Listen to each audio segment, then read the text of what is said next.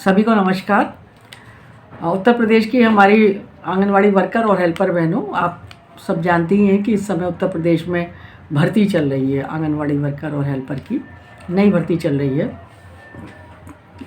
इस संबंध में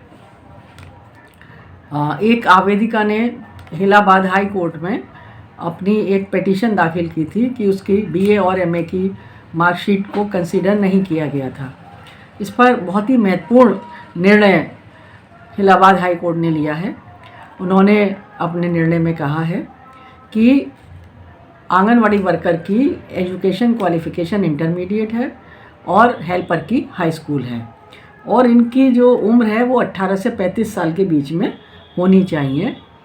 तो अगर इतना है तो उनकी जो अप्लाई करने के लिए उनके पास पर्याप्त योग्यता है।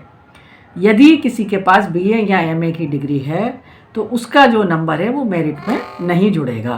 तो ये एक बहुत ही महत्वपूर्ण फैसला है कि जो न्यूनतम योग्यता इसके अंदर दी हुई है हाई स्कूल और इंटरमीडिएट, यानी हाई स्कूल हेल्पर के लिए और इंटरमीडिएट वर्कर के लिए वही कंसीडर की जाएगी।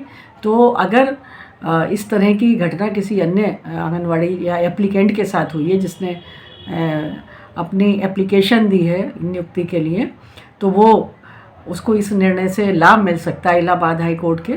और कुछ हमें पता चला, यूनियन के पास काफ़ी शिकायतें आई हैं कि कुछ जो विधवा हैं उनको उनका हक नहीं मिला है, और ये भी पता चला है कि कुछ जो आय प्रमाण पत्र वगैरह में दिक्कत आई है। तो इन सभी समस्याओं को अगर आपको लगता है तो आप यूनियन कार्यालय में संपर्क कर सकती हैं, और ये निर्णय की कॉपी अगर हाई कोर्ट की चाहेंगे वो भी आपको हम मिल सकती है। वैसे इंटरनेट से भी आप निकाल सकते हैं।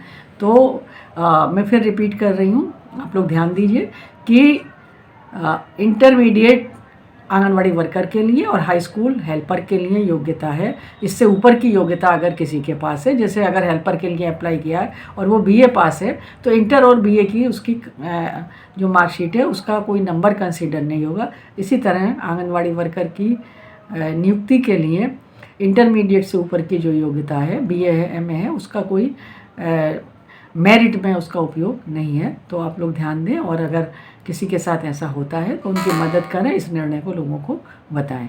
नियुक्ति के संबंध में अगर आपको कोई समस्या आ रही है या आप कोई मदद चाहते हैं तो आप यूनियन को संपर्क कर सकते हैं। जो भी संभव होगा यूनियन आपकी मदद करेगी। आपकी मदद के लिए यूनियन हमेशा तैयार है। तो आप यूनियन में संपर्क करेंगे तो आपको जो भी संभव होगा वो मदद आपकी होगी। धन्यवाद।